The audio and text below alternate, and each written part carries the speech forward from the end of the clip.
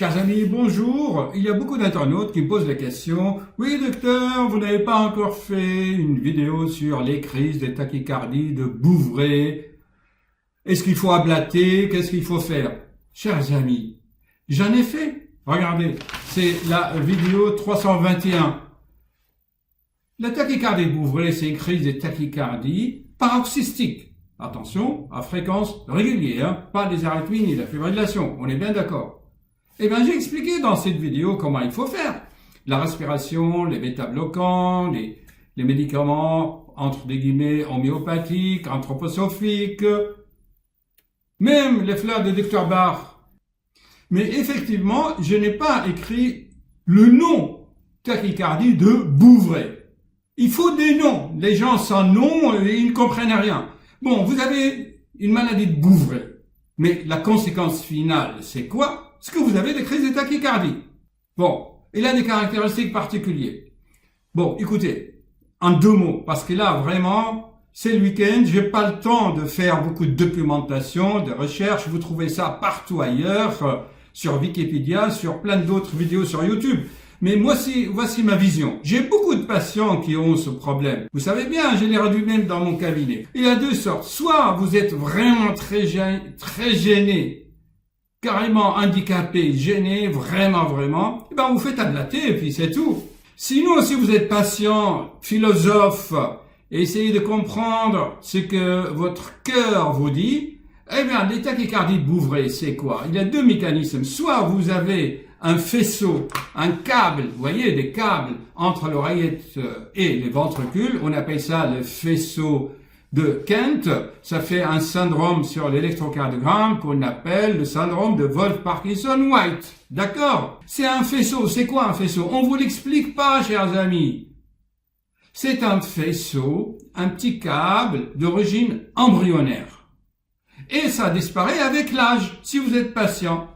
Voilà. Et si vous n'êtes pas trop gêné, et si les crises de tachycardie, que en fait vous-même vous les déclenchez inconsciemment, ne vous gênent pas trop. J'ai eu un patient l'autre jour, 70 ans. Elle avait ce faisceau, mais ça ne les gênait plus. Et puis avec l'âge, comme c'est d'origine embryonnaire, ben vous méditez, vous demandez à ce faisceau de disparaître. Voilà, c'est aussi simple que ça. Mais il y en a qui sont durs, hein. Bon, l'autre, devant une crise de tachycardie, qu'est-ce qu'ils vont faire, les rythmologues? Ils vont vous monter des sondes, des cathéters dans le cœur, ils font ce qu'on appelle des études électrophysiologiques, d'accord? Ils vont vous dire que le faisceau entre l'oreillette et les ventricules, elle est dissociée fonctionnellement.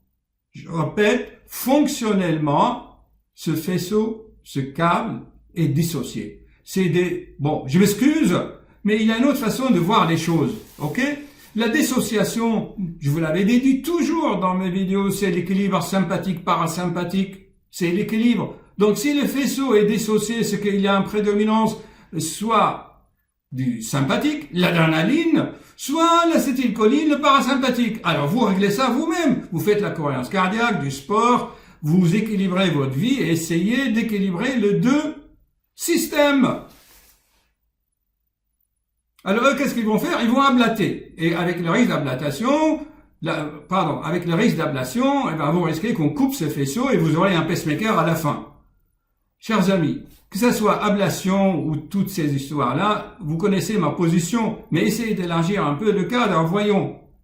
Ce que je dis dans une vidéo peut s'appliquer sur un autre, mais il faut encore pouvoir faire la transition des choses. Là, ils veulent voir le mot Bouvray. Mais moi, je n'ai pas le mot Bouvray, ce n'est pas scientifique. Ça date des siècles derniers. C'est une tachycardie paroxystique, c'est tout.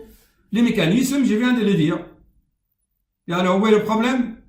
Vous voulez vous détruire des faisceaux dans le cœur? Allez-y.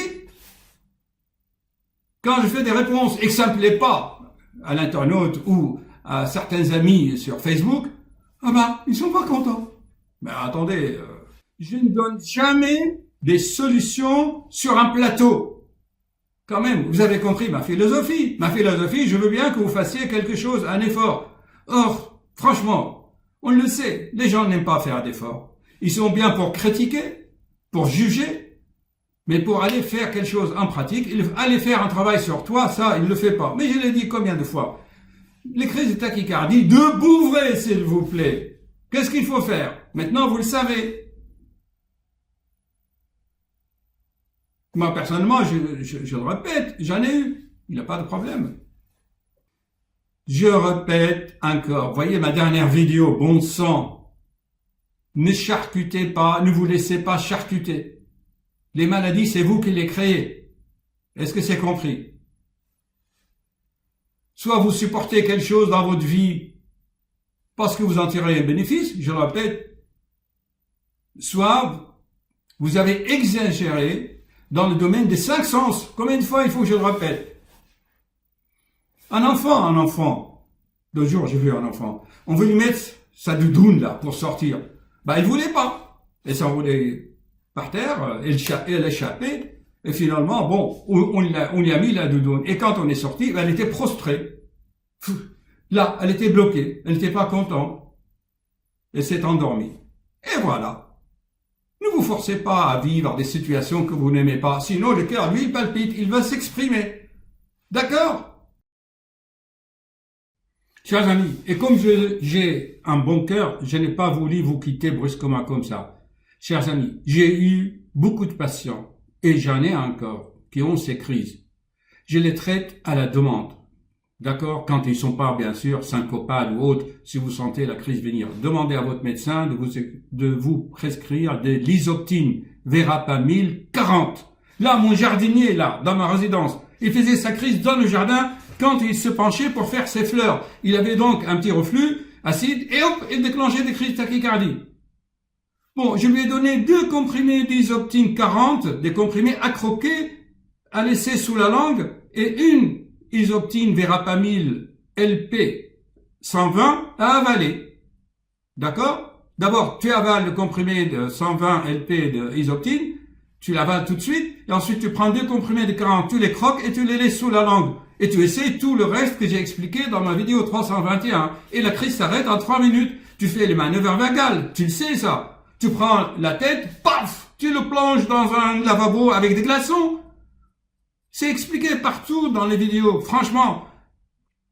Cependant, ça engendre de l'angoisse et de la peur. Peur de mourir, ça y est, mon cœur s'est arrêté. Contrôlez-vous, appliquez la méthode Tipeee. Je l'ai expliqué, ok?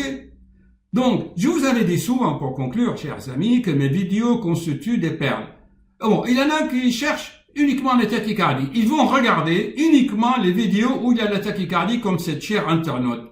Mais ils ne regardent pas les autres. Or, tout est philosophique. Si tu as de remords, de regrets, tu vas déclencher des crises de tachycardie. Si tu as un hernie hiatale, tu vas déclencher des crises. Alors, ah oui, mais je regardais toutes vos vidéos sur les tachycardies, vous ne traitez pas le sujet. Et mes 500 vidéos alors? Si, j'en parle tout le temps dans chaque vidéo, que la panique, les peurs, les reflux engendrent des crises de tachycardie. Et je dis souvent, ne vous laissez pas charcuter. D'accord? Ça englobe tout, quoi. Il faut comprendre à quoi. Il faut que je réponde mot par mot, comme des ping-pong. Oh, ayez-vous du cœur pour moi, chers amis. Je passe mes nuits à vous faire des vidéos et ensuite ils sont pas contents. Mais l'être humain, il est comme ça, ingrat. Allez. Bonne journée quand même.